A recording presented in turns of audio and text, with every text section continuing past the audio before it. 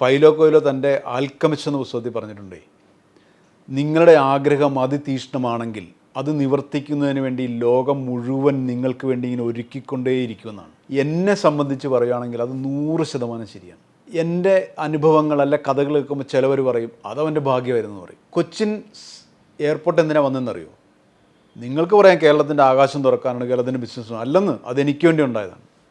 കൊച്ചിയിൽ നെടുമ്പാശ്ശേരി എയർപോർട്ട് തുടങ്ങിയില്ലായിരുന്നെങ്കിൽ എനിക്ക് ഇവിടുന്ന് പച്ചമീൻ ദുബായിലേക്കും മറ്റ് രാജ്യങ്ങളിൽ എക്സ്പോർട്ട് ചെയ്യാൻ പറ്റില്ലായിരുന്നു. കൊച്ചിൻ ബൈപ്പാസ് ഒന്നും എന്തിനാണെന്നറിയോ? നിങ്ങൾ പറയും യാത്രാ സൗകര്യം കൂട്ടാനാണ്, ട്രാഫിക് ജാം ഒഴിവാക്കാനാണ്. നല്ലെന്ന്, അതെനിക്ക് വേണ്ടി വന്നതാണ്. അങ്ങനത്തെ ഇല്ലായിരുന്നെങ്കിൽ എനിക്ക് ആദ്യം ബിസിനസ് തുടങ്ങിയ കാലത്ത് വണ്ടികളെ സ്മൂത്തായി എനിക്ക് അരൂര് കൊണ്ടൊന്ന് കേന്ദ്രീകരിക്കാൻ പറ്റില്ലായിരുന്നു. ഇതെല്ലാം പുറമേ നിന്ന് കാണുന്ന ഒരാൾക്ക് വേണമെങ്കിൽ ഇതവൻ്റെ ഭാഗ്യമാണെന്ന് പറയാം. അല്ല, വീട്ടിൽ കിടന്ന് ഉറങ്ങണവൻ്റെ ഒരാളുടെ പുറകെ ഭാഗ്യം വരില്ല.